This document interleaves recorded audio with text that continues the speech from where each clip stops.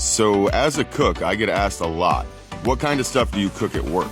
During all of my TikTok lives when I'm cooking at home, people ask me all the time, what do you cook this kind of stuff at work? Do you cook this kind of stuff at work? What do you cook at work? Well, here it is. Here's the glitz and glams of being a cook in a professional kitchen, my friend. This is what I do. I chop a lot of shit.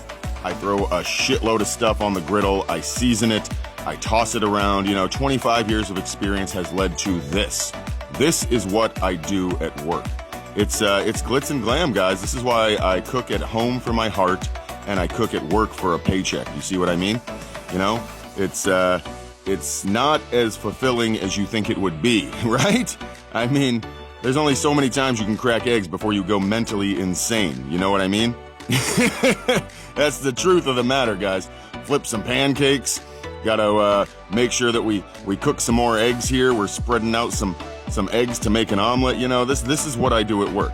I don't do anything extravagant. It's a restaurant, you know what I mean? People come in for the same shit every fucking day. They've got their places where they sit. They've got their coffee cups that they get heated up, etc., etc. And this is what I do.